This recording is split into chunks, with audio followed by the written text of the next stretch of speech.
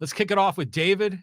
And David says, hey, Padres for sale proves that Machado is a cancer on the team. You're stuck with him for 8 more years. He'll be 42 when that contract is done. You'll never build around that charlatan leader. Well, at the end of the day, they got contract problems. And this is interesting. 48 hours after USA Today wrote a story that, quote, there are money problems with the Padres, and the Padres vehemently denied it. 48 hours after that happened, and a year after Eric Grupner said the Seidler family will run this franchise forever, everything has changed. But you got the Machado contract, you got the Bogarts contract, you got the Tatis contract, you got the Darvish contract, you got the Cronenworth contract. I mean, I think I counted, there's 6 really significant contracts that they can't trade at the end of the day. New owner comes in with money. New owner says, no problem. Proven commodity already. I'm inheriting, walking in, I'm buying a good franchise at $3.4 million. We'll find a way to make this work. And by the way, my payroll is going to be $225 million. You keep on going. Now, at the end of the day, if new owner comes in and says, no, we're a middle-sized market, we can't afford $215 million, we have to streamline this.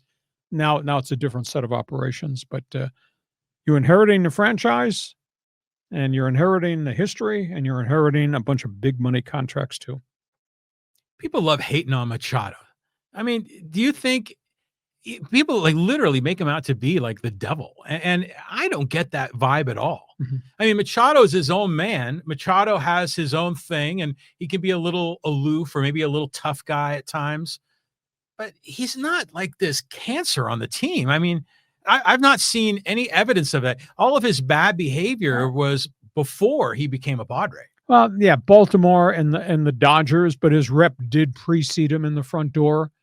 But he's a star. If he hits 285 and pops 30 bombs, and he plays at a near Gold Glove level for the most part at third base, Silver Slugger, that's a star. I think the thing, though, that antagonizes people is he doesn't blame himself.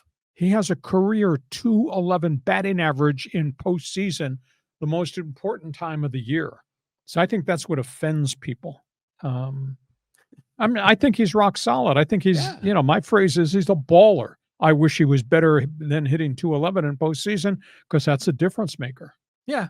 I mean, obviously, some guys, he's only been to the postseason a handful of times. So, but yeah, you'd like to hope he get better performance. But stars like Clayton Kershaw struggle in the postseason. Hey, by the way, what was your take on all these rumors about Tatis being traded? Did you buy any of that? No, not at all, because he's a cornerstone. Is his contract affordable to other clubs compared to the others? Yes, because he's much younger than Machado and these guys.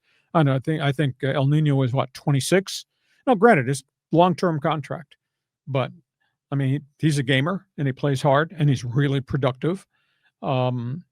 He's also failed in postseason, but they've totally said no. Totally did not. We're not doing that. People may call. We're not doing that.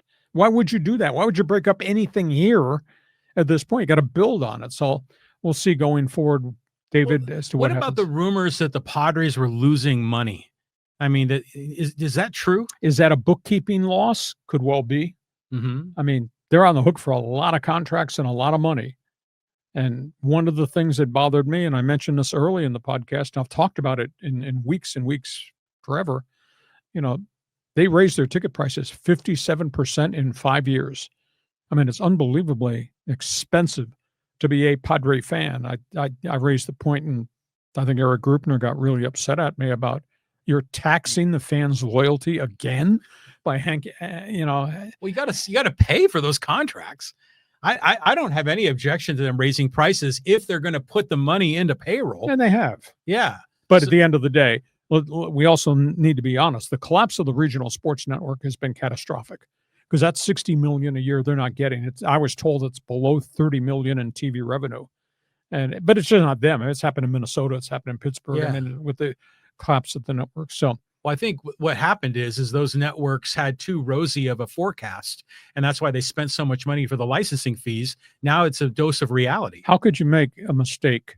How could you be a big network with all these smart people as vice presidents and put a price tag on the TV rights in San Diego without paying attention to how much money you could actually generate in terms of advertising sales Yeah. and rights fees. And it's bizarre to me how they were doing business, except they must have thought that this thing was going to grow and grow and grow, and the numbers would keep going up. Well, it didn't. And then the whole regional sports network thing collapsed. So obviously David's not very happy right now about anything with Padre baseball. Okay, let's move on. Thanks, Okay. David.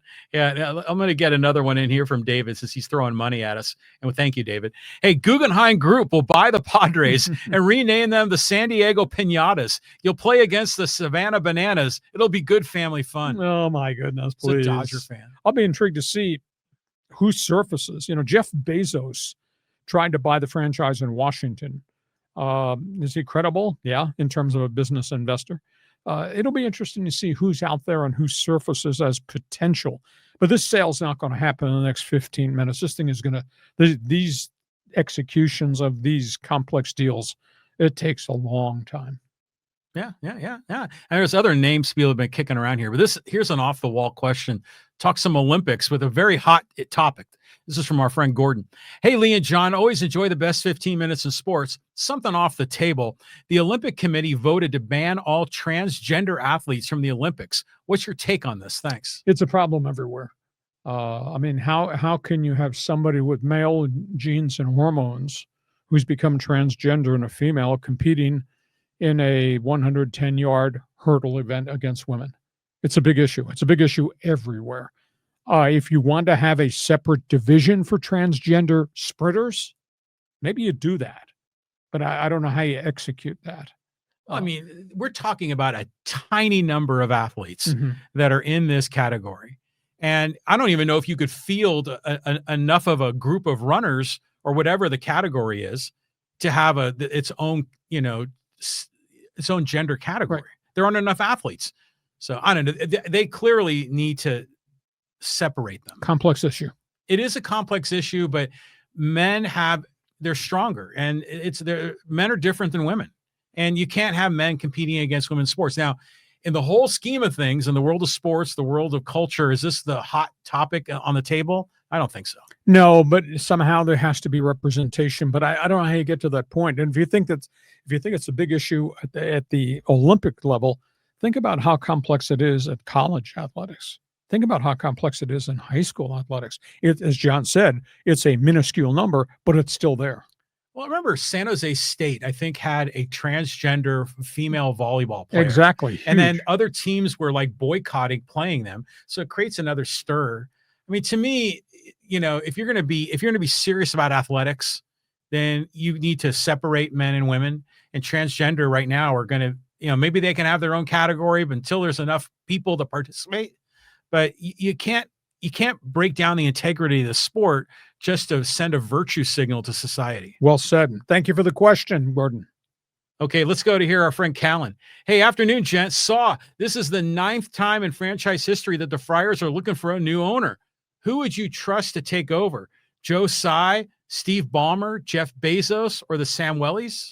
I don't think the Samuelis want to do anything beyond what they're doing in Orange County. And obviously Ballmer has been tremendously successful in terms of getting that arena built, but he's dealing with this crisis of credibility, I think, in Los Angeles right now about the salary cap. Tsai's name has been mentioned a bunch of other times in a bunch of other places. Now he's diverse. He's involved in so many things. He owns the NBA Brooklyn Nets, I believe it is, owns newspapers, etc., some of which aren't doing very well. That Tsai is that's a name off the top that just popped in. That's a good idea. We'll see. I think this is a viable asset. This is not a fire sale franchise. This is not Miami. This is not Tampa, which have stadium problems and lack of following problems. This is a different set of circumstances because this is going into a proven marketplace. Like I say, it's not going to happen a week from Monday. It's going to take time because this has to go through a whole series of process to evaluate the ownership, et cetera. Doesn't Joe Tsai have some kind of connection to San Diego? Maybe does he own the Seals? I think maybe the lacrosse team, or is it the San Diego Union Tribune? Or what? I think he was involved in the newspaper business. I think Tsai lives here part of the year. Yeah, La Jolla, I think. Maybe that's the connection. Yep. It's interesting to think about who might buy, because you roll the clock back, I don't know, 10 years ago, there's a lot less wealth 10 years ago than exists now. I mean, with all the crypto millionaires, I mean, there could be people that you would least expect that would want to come in and buy the team that it's always been their fantasy, So this will be fun to see who steps up. Not Saudi Arabian money. I don't think they'll go there. But I'm saying, that you could get. I mean, what about like what's the actor that owns the soccer team in England? Yes, I know who you're talking Ryan about. Reynolds. Yes. So, guys like that, I mean, they're celebrities, they're entrepreneurs. There's a lot of money that's being made in the world of business. That's why I think you're going to get someone like that could step in. Okay. I'd be interested, though, somebody else, if not today, you think about this over the weekend and get on Fans Forum. How do you view what the Seidlers did compared to what Moores did, compared to what Crocs did, compared to what Tom Werner and the Terrible 15 did? So how do you put them on a scale of success? Never got to a World Series, but obviously Petco Park, destination point. Callum, thank you. Okay, kind of on that theme from Jim, Dodger fan here. The only one I feel bad for is the late Peter Seidler. I don't care for the fans, the Padre team, but Mr. Seidler was such a great owner. He was. He really was. And he put his money where his mouth was. And unfortunately, he knew his health had a limited window. And I think John and I have talked about this way back when we first started this podcast. I was firmly of the opinion that Peter knew he could might relapse a third time with cancer. And he pushed all of his wealth to the middle of the table and said, let's try to do this. And boy, they came damn close. And then his life was taken from him. And I bet for more than a year, I really felt after he passed, the franchise would be sold. Only because these are non-baseball people. They're different than Peter in terms of passion. And it was a business entity. And the amount of money that could be made now by a sale, whether it's $1.7 billion as to that's how it's valued at this point, whether the price tag is $2.1 billion, whatever. Family's going to take their money and go on with their life, and we'll have new owners here.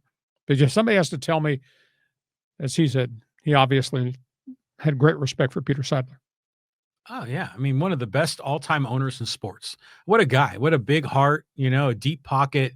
Just wanted to win for San Diego. But, Marty Caswell, I mean, Sure. your old colleague of yours, likely. She was sharing this video content from the spring of Eric Grupner being interviewed in Peoria. And one of the people asked him, are they going to sell the team? And he said, no way. No, we're committed to this. It's going to be a part of the Seidler family for multiple generations. Change of heart? Did something change? What do you think? Maybe it's got to do with money losses. I mean, because USA Today wrote this expose 48 hours ago that there are cash flow problems there. The collapse of the TV networks is big. $60 million is a lot of money not to have access to on a year-by-year basis now because of the regional collapse of the regional sports networks. And maybe they didn't want to fund it at the amount of money that they were funding it at. So, the point at which Grupner was asked that question, maybe he was of the belief that business is normal and the Seidlers will continue to run it. But obviously the Seidlers have changed their mind. So I don't know that we were lied to, but I just had a feeling that all of a sudden non-baseball people not wanting to run this because this was not their entity, not their business, and knowing full well the price tag that they would get for the franchise would be really high. Maybe this was going to happen, and it has happened. John Seidler just struck me as like a fish out of water at Petco. He just didn't seem comfortable with the whole thing. Part of it was maybe his own persona, but I mean, this happens. Teams go through ownership changes. We're just holding our breath that we don't get a dud owner and go back to the old Padres. We'll see. But there'll be a lot of people out there because baseball's arrow is pointed up. Big time. And this, as I say, this market's better than buying the Minnesota Twins or Miami or Tampa. This is a whole different deal. Oh, yeah. Yeah. It's California, man. Yeah, absolutely. I mean, it's Petco Park. Yeah, it is. Yeah. Tony and Trevor and sellouts. Yeah, absolutely. Okay. Thank you. Okay. Let's talk Angels baseball with Tom. He says, quit being a fan of the Angels this year. Can't support any team that Artie the criminal is the owner of. Well, I don't know that Artie's a criminal. I mean, what happened there with the stadium situation, he was never charged with anything. The mayor was, obviously, for graft. What's going on with Tyler Skaggs? I just have a different opinion. I mean, I cover this thing. I got notes on this thing every day in my columns on my website. You need to read my leehacksawhamilton.com every day because you'll be amazed at this testimony that's going on in the Skaggs trial. But at the end of the day, my impression is Tyler Skaggs was an addict. Tyler Skaggs' family didn't do anything to help Tyler Skaggs. Tyler Skaggs killed themselves. Now, at the end of the day, Eric Kay was an addict too. The club is of the opinion that they could not intercede with Eric Kay just because of the American Disabilities Act. They could not terminate him. In fact, they said, I wrote about it this week, they could not access his computer because that would have been a violation of the ADA for privacy.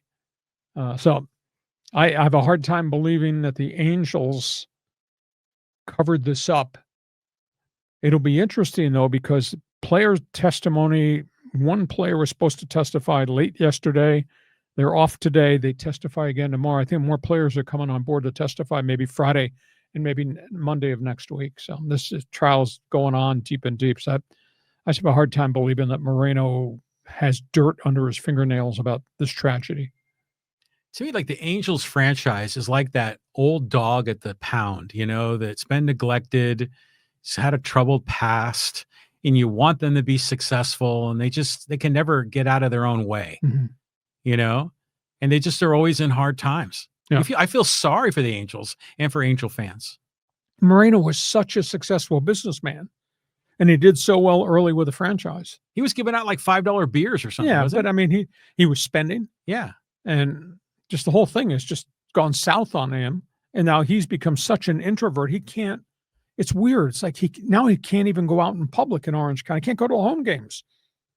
He's viewed with such disregard because of what's happened to the franchise. This is a man who I thought had a lot of great intentions, but kept making bad decisions. Well, I saw Rendon's going to be making like $38 million this year. Yeah. Now that's a criminal right there. But again, those contracts are also covered by insurance. Yeah. Okay. So Moreno will get a piece of that paid by the insurance company. Okay. Okay. Interesting point. Tom, we'll see. This progress is slow. When you've been down as long as they've been down, it's really hard to bring it back lickety-split. John, go ahead. Okay, now this is what we were talking about before. This is from Ballpark Pretzel. Portland has $800 million ready. Utah has $900 million ready. And the Padres and San Diego are regionally screwed with the Angels, Dodgers, Diamondbacks, and soon the A's. Don't be surprised if the worst happens. Nah. Pretzel, you're way off base on this one. First of all, there's a lease here at Petco Park. They're not leaving a week from Tuesday. They can't leave. Plus, it's a raging success. I mean, none of those other guys have the ability to draw $3.4 million. So, no, I don't think so at all. Might Portland be an expansion team? Yes, but there's a lot of competition, obviously, by Nashville. I don't know if baseball is going back to Montreal. I get mixed signals as to whether that's going to happen. Charlotte's down there too. There's a lot of conversation about that. But now Padres are not leaving here only because they're locked in. And why would you leave $3.4 million and what they've drawn here? I mean, this franchise has really become special in this market because of success and because the owner of the NFL team turned his back on 55 years of loyalty. Might have been different if the Chargers were still here because the Chargers own this market when they were here. I don't know. Just as a San Diego sports fan, we've seen so many teams load up the truck and leave, in the football and basketball. I mean, so I don't know. I mean, I wouldn't put it past them, to cook up a scheme to do this. Nah. But I think it's unlikely. I think it to your point, I think you can't get out of a lease. I mean, the UCLA is having a hell of a time with the Rose Bowl. I mean, I can't imagine the city of San Diego would take too kindly to having their lease, dumped by the Padres. Portland, you'll enjoy the expansion team if you get the expansion team. That's not going to happen immediately. We got to get through this potential of a work stoppage, have to have a new collective bargaining agreement, but there will be two more teams, expansion teams coming to baseball, I would think by 2028, 2029. All right. Move on. Okay. Drew here has a suggestion for a new owner. Dean Spanos offering $850 million for 40%. Yeah, that's all we need to have that guy back in town. Okay, so let's go down the list here. And this is a good one. This is from Johnny.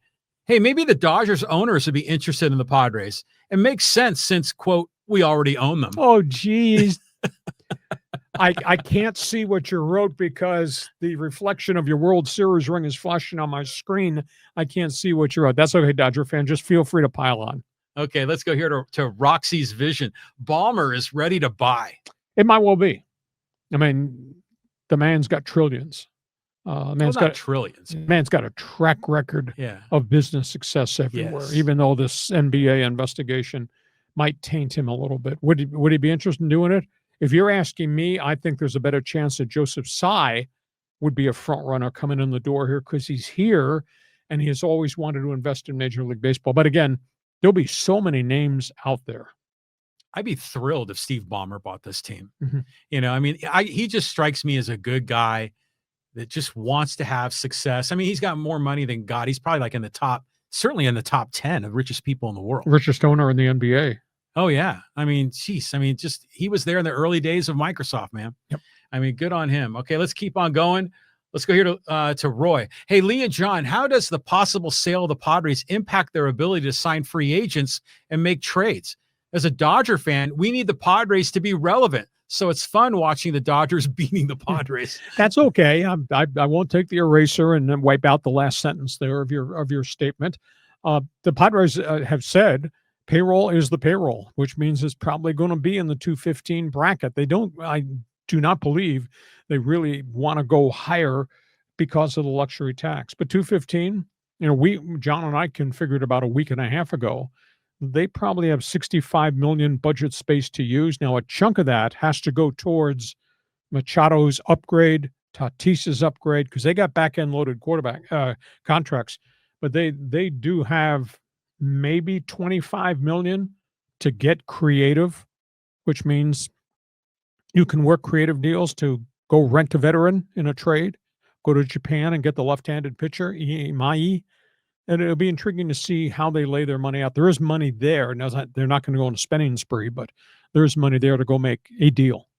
Well, think about this. This could paralyze everything. I mean, not only would you have players that be questioning coming to the Padres because of the uncertain ownership, but you're in the middle of a sale. Usually when teams are for sale, they start salary dumping, so they're certainly not going to commit to a big contract when they're trying to sell the team to someone else. So I wonder if this is going to tie A.J. Preller's hands behind his back during this whole offseason. Yeah, but you're not going to erode the foundation of what's been a really good franchise for the last 5 years. We're not going to start trading away players because they're trying to drive the payroll down so we can sell it, because then your value is less. I mean, the Padres right now, based on the last 5 years at Petco Park, their value is the highest it's been. If you're going to trade Tatis, now your value is down here. Well, but allegedly, if they're losing money, then that's maybe not that attractive of a deal. I mean, sure, the franchise valuation is going to go up over time. But if this is, you got to dig into your pocket every year to subsidize this thing, that's going to spook a lot of owners. Okay. Yeah. So I don't know how it makes you question the viability, and it just kind of freezes things, until this all sorts out. And this could take how long? Like a year? A year at least. To find out, because we don't know. They say we're exploring the possibilities. There's any number of scenarios. Not playing the prices right. Yeah. Oh, I haven't looked out the window yet. I mean, I know we got bad weather coming here on the weekend. We got black clouds already in your driveway. I mean, geez, this conversation with the Padres, all those negativity's moving in. Well, you got negativity, and then you got Dodger fans like Lucky Charm. He goes, hey, Frank McCourt is ready to buy the Padres. Did you hear the story? I think it was LA City Council voted 12-1. No, we're not going to accept Frank McCourt's idea about the gondolas in the parking lot at Dodger Stadium. Frank McCourt wouldn't touch that with a 10-foot pole. But Dodger fans just piling on. Well, some Dodger fans that are sympathetic to the Padres are like, yeah, we understand. We went through the whole Frank McCourt thing and hope you don't have to go through that. That was bankruptcy. Yeah. And here, like Tony's picks, this is what I was saying earlier. Maybe a crypto billionaire will buy the Padres. So everyone's got these comments about what's going on. John Hopkins, our buddy here, he says, I've heard the team's for sale. The Seidlers are exploring options. Sounds a bit like the Learners in DC. Yeah, and the Learners had spent lavishly and did very well and had a good farm system in place, and then the price tag on players went up, and suddenly said, no, we're not doing that, and then they started trading guys off and have never, ever recovered. But, an awful lot of people running around here yelling fire without anything to back that up. Let's just see how the sale process goes, and we'll see if a new owner comes in with money. I think baseball's arrows, John, are really pointed up in terms of every potential aspect. Demographics of baseball fans, younger. Attendance, up. TV ratings, up. Sponsorships, gross revenues, up. I mean, baseball's arrows pointed up. So I think we're not talking about somebody being in big trouble. Yeah, I've often thought about the economic conditions right now, are a little sketchy. Oh, I know that. Some are doing well, some people are not doing so well. But yeah, imagine if you spent $2 billion or whatever it is, and you're assuming you're going to sell out 80% of your games, and let's say the economy goes into a tank. I mean, they could struggle with attendance.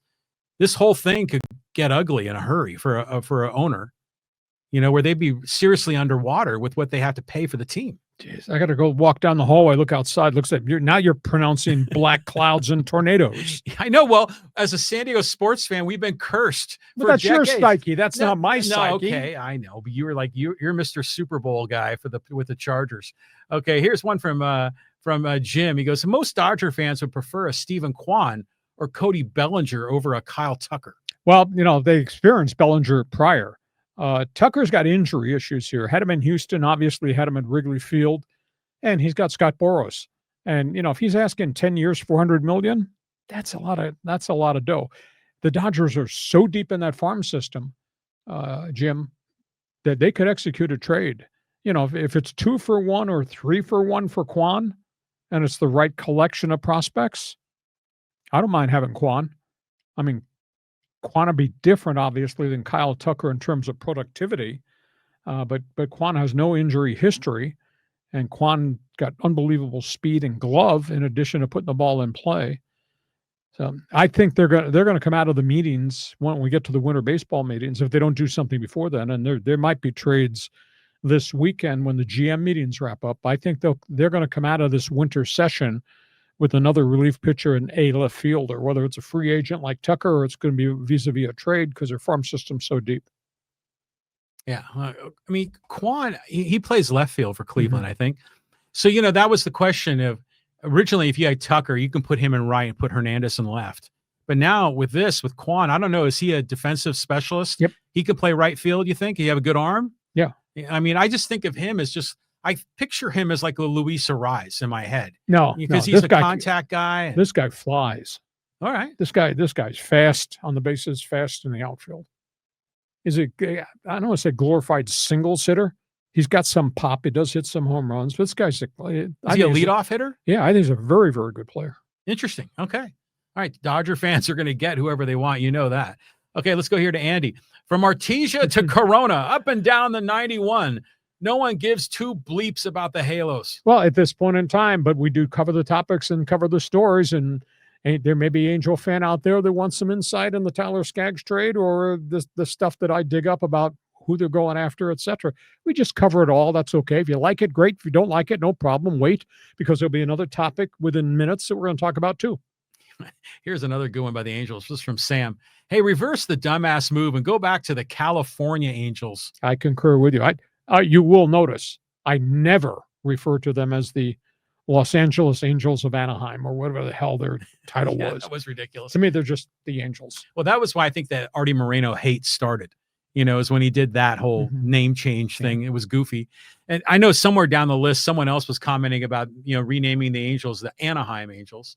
So here's one from HB Jeff. He goes, get Scott Boras out of baseball. Well, he represents players and he gets players big contracts. He's the deal maker. That's not going to happen. End of the day, he might retire one of these years, but he's been good for his clients, and I guess that's all that counts. Yeah, he's just trying to get, the most he can. And he's aggressive and he's firm on what he demands, and he usually gets it. So, yeah. I mean, that's just all negotiating. Okay, let's go here to Steven. Hey, congrats on the Padres finally winning a championship. The front office won the pickleball tournament at the GM meetings. When's the parade? Oh, my goodness. You people should not drink before you join my podcast. A little early to be acting this way, isn't it? We go on at 1:30. We've already started. I know. Yeah. Like Padres are about to lose their owner, and Dodger fan is just like pickleball. Yeah. They're kicking dirt. Okay. Let's go here to Emmanuel. Hey, Lee, my birthday is this weekend. Can I get a shout out? Emmanuel, you demand. Emmanuel, you have to do me a favor now, because we work really hard on this podcast, like I work really hard on my website. I need everybody that's on this podcast to email everybody in your address book who's a sports fan. Just do a mass email and say, have you ever heard Hacksaw's podcast? That's the only way we're going to grow this thing. And we busted through over 9,000 followers already, which is an amazing amount. We got so many followers. You can help us grow this thing. Give him a happy birthday message, man. Emmanuel, you owe me now that I saluted you on your birthday. Show me your lightning bolt. All right, let's go here to Casey. Hey, good afternoon, guys. Hacksaw, do you think Stan Kroenke would be interested in buying the Padres? I know he wanted to buy an MLB team before. Well, it's interesting. He's diverse, and he is part of this consortium that wants to build a sports arena for San Diego. That's a name I never gave thought to. But obviously he owns everything. I mean, he owns the Rams. He owns the Denver Nuggets. He owns a soccer team there. He builds stadiums. He obviously owns SoFi and built that. The Nuggets. Yeah, he owns the Denver Nuggets. And the Avalanche. And the Avalanche. And he owns a lot in Colorado. That's not a far-fetched name. So, put Kroenke's name next to Cy's name as just idea people. Yeah. I mean, those could be very interesting possibilities. All right. And Kroenke's one. Yeah, he's definitely one of them. Here's talking Padres ownership history with O2RR. Ray Kroc, the best. John Moores, happy for 1998 and Petco Park, but went bad at the end. Peter Seidler, right up there with Ray Kroc. Yeah, Kroc, for a different reason, saved the franchise. Moores, for the unique reason, he got Petco built and, in essence, led to a new era. They went to the World Series. And obviously Seidler coming on board and making small market San Diego feel like it's big time San Diego. So, I mean, we're talking about three different people, three great owners. Well, who were the other owners in the history? Was Morad? Well, Morad was there for a short time. He was a caretaker post John Moores. Right. And on the other side of John Moores was Tom Werner and the Terrible 15. Right. Who bought the thing. And then the original owner was C. Arnold Smith. Oh, yeah. The embezzler who wound up going to prison and tried to move the franchise to Washington, D.C. Yeah, that Arnold Smith, he owned like a bank in San Diego or something, didn't he? Yeah, so, yeah. And then, I just keep thinking about Spanos and Donald Sterling and all the other bad owners that we've had in San Diego. Mm-hmm. But we've had three amazing groups of people, different reasons, with the Padres. Okay, let's move on. A couple more. Keep on going. Let's go to Esquire. Hey, what's the chance the Dodgers go on a spending spree this year and the CBA in 2027 causes them significant problems? Well, why would baseball take a step back, shut themselves down, and destroy this momentum? That's the big issue. I mean, in collective bargaining, there's always boom, boom, boom. I want this. You can't have that. This needs to change. That always happens. So this CBA will have this. I am not of the opinion we need a salary cap. We got a strong luxury tax. I am damn of the opinion we need a floor to spending, which is going to mean Detroit and Pittsburgh and Kansas City and Miami have to spend a certain amount of money because they're getting revenue share, which means there's more money to go to mid-market teams, which means better players going to mid-market teams, etc. That has to happen to change the economics of the game. So, but the union has to be convinced, but do it by saying, we're not having any conversations about salary cap. This luxury tax will stay in place. We are going to have this conversation about floor to spending, and maybe that changes everything else. Well, yeah, I think these teams have to have a kind of an idea of what the scenarios are moving forward. Because, they could sign a big deal and suddenly they're in the danger zone, and then they got to make some other financial adjustments if the CBA doesn't work the way they thought it was going to work. So I think that's a fair comment. But the gross revenues continue to grow in baseball, which means there's more money for players, there's more money for owners. So why not just continue to keep the sport with this upward push the where it is now? Don't, stop talking about shutdown at the end of 2026. Don't talk about it. Just go to the negotiating table. There's been one meeting already. Yeah, don't kill the golden goose. Exactly. Yeah. Okay, this next one is the answer to our question about the Alouettes, but I'm going to let you read it, Hacksaw, because there's some French in it. Alouette, j'étais plumeral. Translated in English. Lark, nice lark. I'll pluck you. Is the alouette a bird? Is that what he's referencing? or a lark is just like teasing someone, or maybe a happy day, or I don't know. I got The Montreal Alouettes logo looks like something like an eagle, like a silhouette of an eagle, I believe. Maybe it is. You're the guy's got the smartphone. Just type in the word Alouette. What does it mean? Yeah, I'll look it up. I'll tell you what. I'll look it up when you're dominating the conversation in about a few minutes. Okay. Okay, let's go to Michael. Hey, what's wrong with my Vegas Golden Knights? Lee, they have a problem chemistry-wise, and I can't figure out if it's the lines or just certain players. It's interesting because they have really been aggressive in terms of acquisitions of people. The trades they've made each calendar year has really upgraded what's gone on up front. I think they got goaltending problems, and maybe they don't talk a great deal about it. I do like the one goaltender they got, Aiden Hill. I saw him down here when he first broke in the American Hockey League. I was pretty impressed, but he's been hurt, and they've had a lot of other injuries, Samsonov, et cetera. So, yeah, it's a long grind of a season, and I do have a bunch of guys dinged up, and that's one of the reasons. I just looked up Alouette. And it is? It is. It's like a lark or a bird, but I think it's that French song, Alouette, gentil Alouette. Okay. That's where it comes from. I'm sure if you're wrong, somebody speaking French will be banging on you. Yeah, they will. All right, let's keep on going down the list here. Let's go to Robert. Hey, any updates on UCLA to SoFi Stadium? Could cost UCLA $60 to $80 million or more to buy out the lease from the Rose Bowl. It could happen as soon as 2026. I doubt it. UCLA and Chargers have similar colors. I totally doubt it. I mean, the judge yesterday told them, I'm not issuing a restraining order, but you have the right to seek a permanent injunction. What the judge has kind of indicated is, as he told the UCLA lawyers, this is your signature on his lease, right? Yes. This is your signature that we're doing all the skybox renovations and the construction for new stadium additions at the Rose Bowl. Yes. This at least goes to 2044. You did sign it. Yes. So I think there's an injunction coming. It's going to stop this conversation. And the Rose Bowl in the city of Pasadena have the opinion they're talking about coming up with a pool of money to try to buy their way out. We can't do that. Do they have a problem? Yes, because it's a long way from campus. Their bigger problem is the product is really piss poor. That needs to be fixed. If they fix it, fans will come back to the Rose Bowl. But at this point, they're not coming because the product hasn't been real good. Well, what else happens at the Rose Bowl? One of the soccer teams plays there, right? Yes. Okay, I don't know. Is it LA Galaxy or LAFC?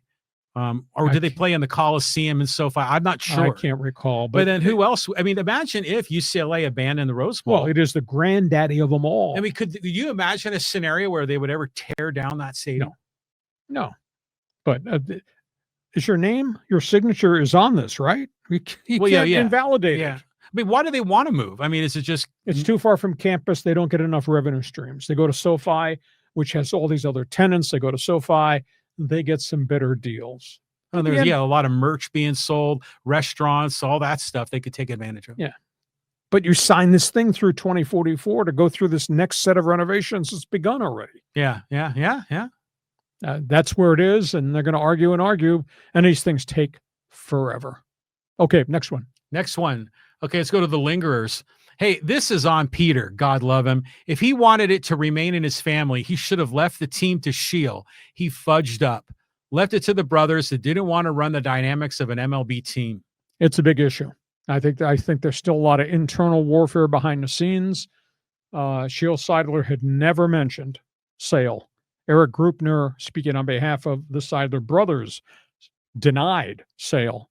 And here we are on a Thursday talking about what happened this morning, sale. But at the end of the day, things change. And it may well be the family woke up and of the opinion, we're non-baseball people. We don't want to be in this business anymore. And the price tag is at the peak. So let us cash in our chips. We spent a lot of money. We probably lost some money because of the cash calls that had to be made.